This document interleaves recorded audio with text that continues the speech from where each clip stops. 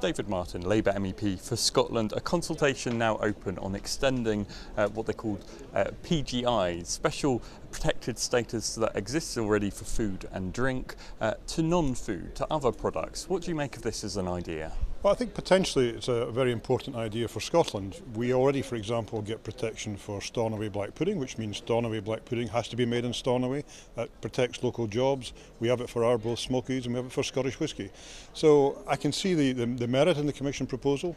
One example that's been put to me already is that Scottish tartan is often sold as Scottish tartan but is made in the Far East or elsewhere, and this would protect tartan producers in Scotland. It wouldn't mean other people couldn't produce tartan, but they couldn't call it Scottish tartan if it wasn't produced in Scotland. So that could be very important for jobs. I mean, important for jobs. Could it add a kind of premium to a brand, as people have said that some of these food products have benefited from? And is there a way of kind of measuring the benefit of that? I think it does two things. Firstly, it does make it a niche product because it gives a certain status, the fact that it has that geographical indicator, but also it secures jobs because you literally cannot make Arbroath Smokies anywhere other than Arbroath and call them Arbroath Smokies. So it means that the product is contained and maintained in the area where it originates from, and that's very important.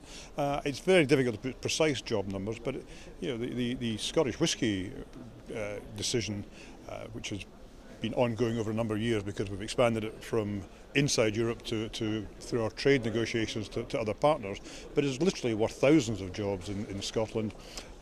Stornoway black pudding obviously a lot less, but nevertheless probably very importantly 10-20 jobs in an area that needs employment. I mean, I spoke to the Harris Tweed Authority over the last few days. They're one of the non-food products that could perhaps apply for this kind of status, and they welcomed the idea. They said at the moment they have to send lawyers all around the world, all around Europe, chasing their brand, making sure it was protected. Could this take some of that responsibility and sort some of those problems out, do you think? I think it could. I mean, we need to look very carefully what the Commission are proposing. In fact, they're not even, as I understand, proposing anything at the moment. They're simply going out for consultation. But in some ways, products like Harris Tweed does have protection, but nevertheless the association is right to say they have to keep taking legal action to protect their trademark. So they're protected as a trademark at the moment. This might extend that, but I'd like to see more detail about how it might extend that and how it would give further protection to those industries. But I think particularly for the Scottish textile industry, this could be a very important initiative.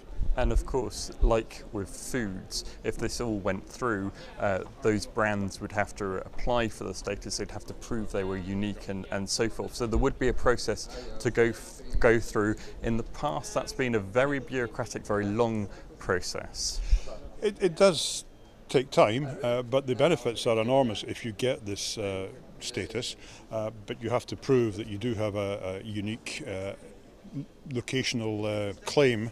So, for example, Parma ham has had to prove that Parma ham originates from Parma, and it's not just a generic name that's applied to all sorts of ham. More contentiously, outside Scotland, we had the big issue with feta cheese, where the Canadians, for example, claim that feta is a generic name, not a geographical indicator. In the end, we've won that dispute with the Canadians. So there is a understandable process to be gone through to prove that Scottish tartan really is Scottish tartan and so on. But once you get that status, I think it can potentially bring lots of benefits. And to sum up then, really, you're supportive of this idea? Could it mean more money for some of Scotland's key brands? I think anything that defends and protects jobs in Scotland has to be looked at seriously, and I'm going to look at this proposal very seriously. And I welcome the fact the consultation has started. Let's see what comes out at the end of it, whether it really will extend the protection for these products. But we're competing in a very difficult global market. The Far East and other areas can undercut us on labour costs and other costs. What we have is our quality and our name, and if we can protect that quality and name through this process, then it would be a very good move for Scotland.